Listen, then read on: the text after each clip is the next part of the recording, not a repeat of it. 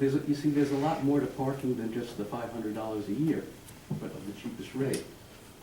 You need to remember to bring change. You need to go over to the meter. You don't always get a spot, as opposed to free reserve parking.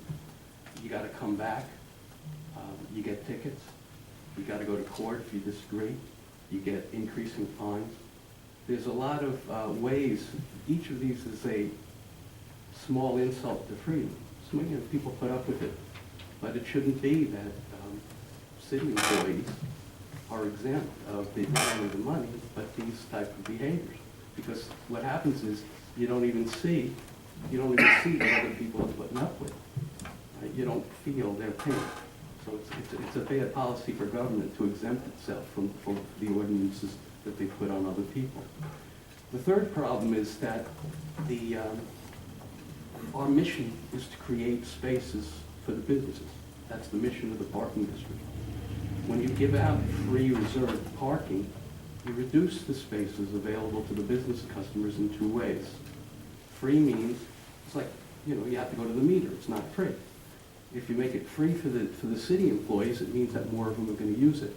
If you tell the city employee, it's going to cost you $500 a year, we'll give you a reserved spot, but it's going to cost you $500 a year, some will say, I don't want to pay that, and maybe out of the 75, maybe we'll get 10 more parking spots, 15 more parking spots, because people will walk or have their spouse drop them off or carpool. They'll find alternatives. Okay, so you'll have your mission, which is to create spaces for the business customers, will create by not giving this out. It's counterproductive. The other thing is reserving. When you reserve large areas, there are spaces available throughout the day which people can't use because they're in a reserved area.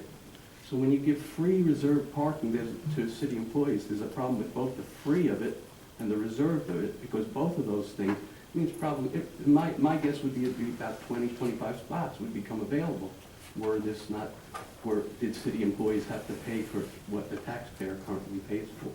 Okay, so it's counterproductive to have this benefit. Okay, and finally, the last thing is that some people, I go around and I gave out some petitions and they would say, well, maybe this is just part of pay. It's like it's something to make up for maybe low pay. Fact is that city employees are very, very well paid. The average, looking at the budget, you can add up the numbers. The full-time average pay is $58 grand, okay, which compares a little bit. You can compare it a little bit to the household income in Keene. The median household income from the census is 50 grand. Household can be 3 jobs, investment income. So one city job, base annual pay, $58,000, 15% more than household income in Keene. And we're asking the household to pay for their parking. Now, when you add in overtime and benefits, one city employee, the average cost to the taxpayer of one city employee for base pay, overtime, and benefits is over $90,000. Now, this is a flat, nobody's getting a lot. There's no Bill Gates here, right? It's kind of a flat distribution, but the average employee is getting more than $90,000 when it comes to, when you get into the Social Security, the retirement, the health care, and the overtime, which all that stuff comes to like $35,000. So now you're asking the taxpayer to pay for a counterproductive benefit, one that takes up spots. You're asking him to pay for an elitist benefit, elitist government, right? And you're asking to give some users off for free. So this is $40,000 or $35,000 which should come off the taxpayer's back, and it should be paid. It should be paid by the users, which are city employees. Thank you, sir. City Manager. I thank you for those comments, and I'll try to provide a different perspective, although I appreciate what the gentleman was saying. We don't look at it as free parking or a perk for employees. What we look at it as is keeping our employees in one location rather than having them vie for other locations downtown, thereby eliminating spaces around the downtown area. We also see our employees coming and going frequently. Many of the employees have meetings or other assignments outside the building. So we don't look at it as a perk at all. We look at it as an accommodation of the city's interest, not to have the employees parking on the street or in other lots, competing for spaces that could go for the customer base of the businesses and organizations. We're also no different than any other employer. Many of the other employers who have employees in office space reserve spaces for their employees, whether it's Vision Financial or Kennedy Information or any of the other major businesses. They do provide parking for employees for many of the same reasons. It also helps relative to the overall efficiency of our organization, because if a person is parking down behind the commercial lot, for example, behind Margaritas, and then walking up to City Hall, there's an inefficiency with respect to that. So we don't look at it as a perk at all. It certainly is not a perk that would be, that we see it. We see it as an accommodation of the city's best interest. As far as elitism goes, the city does not exempt itself from its ordinances or standards, even though government regulation would allow us to do so. As you know, we go through all of the same planning board and zoning issues that any other entity would have relative to the development or any other activity by the city. It does not exempt itself. In the event of recruiting and retaining employees, it's very difficult to make a case relative to an average amount of money that's being paid. When you consider the averages are extreme, when you have police and fire who work a great deal of overtime and things of that nature, it does skewer averages. And the city has got a vested interest in being able to recruit and retain qualified personnel. We are no longer the employer of last resort. We're out competing in a marketplace for highly talented and professional people. So that what we pay is on a curve based on how we can recruit and also retain those employees. It costs the city a considerable amount of money if we lose a police officer. Not only have we spent all the money to send them through the academy, get them ready to go, and then they leave, we've got to start all over again, which also bumps our overtime rates, et cetera. So averages and things of that nature are not necessarily a reflection of doing good business. They make good copy. They sound like they're really talking about some kind of problem, but they're not really. It's really a red herring. We do reserving large spaces. I think that there's a really good issue there. Reserving large areas, I believe that the gentleman makes a good point, because if during the day some areas within that large area are open for parking, we probably ought to consider that. I know Gary Lamoureux has been working on that. We'll probably see more recommendations in the future relative to the use of parking spaces, reserved spaces, to try to free up spaces, particularly when people are not here, in using those spaces and make them more available to the public. I thank the gentleman for his question. Thank you. You're up next.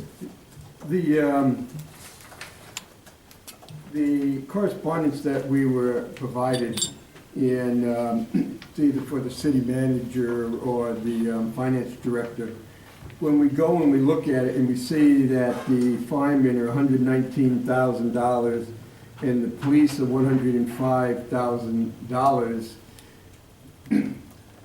isn't that has a lot to do with the state got out of the funding the 30 to 35% of the retirement, and then we have to match about 26%. So when you look at cost benefit, you can take a quarter of this amount out. The police and firemen are not getting $120,000 or $110,000, but a lot of that has to do with the fact is the state's not paying that 35% of the retirement.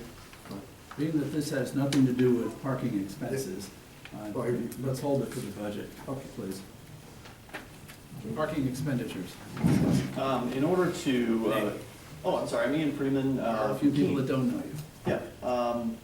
So regarding parking expenses, I'm hearing about experimenting with reorganizing the parking department and things like that. And I'd like to say that maybe there needs to be another experimental proposal put on the table, and that would be to have the parking department dissolved. There are cities like Laconia that don't have downtown parking meters at all, and business is fine. There are businesses there. There were businesses in Keene before the parking meters, and there would be after the parking meters. We've heard from this commission, I imagine, has heard from the committee, has heard from business owners, probably directly. Certainly the letters to the editor have been put into the newspaper. I've talked to them in person on the streets. There was the petition that came in with over 30, I think, signatures from downtown business owners saying, look, no more raising rates, we don't need this. Already you've got business owners who are complaining because customers are telling them, we're not going to come back here with the rates the way they are and the enforcement the way they are. So really, if the city council wants to do something to help downtown businesses, I would say cutting back and or eliminating the parking department would be the right direction to look at. And as far as expenses go, well, how do you take care of parking without the parking department? Well, you could allow the business owners and or the property owners to have control over the spaces adjacent to their properties. You could sell the parking garages off and then just let downtown businesses handle this. Downtown business owners have come to the city council for years begging for more parking because you guys have a monopoly, a virtual monopoly over control of these things. If the market were free to operate in parking, who knows, maybe some investor or venture capitalist or whoever could invest, or the downtown association could invest in creating new parking for their businesses. Then they'll have to raise their prices in order to do that. Money's going to come from somewhere to solve parking, but centralized control, command and control, which is what you guys are doing, and I'm sure you're doing the best you can. It's never worked very well. It's never been efficient. It's never been a very effective method of achieving the necessary change that we need. Thanks. Thank you. Yes, ma'am. Regarding expenditures? What'd you say? Regarding parking expenditures? Yes. Okay. Peggy Schaufler, Swansea, also a business owner in Keene. In parking is the number one issue when people come into my place. And in the last year, I've had 5 customers towed. And parking is the number one reason for loss of business that I have, according to what I hear, just, talking to my customers. To me, and, maybe I have it wrong, and I understand where you guys are coming, I understand you're trying to do the best you can, so I don't want to try to fault anybody, but I'm just giving, where I'm coming from. When parking, and in my understanding of parking, it's to get customers to move along so other customers can come in. I mean, so that someone doesn't stay parked there all day. But when parking becomes a business, or the money becomes a business,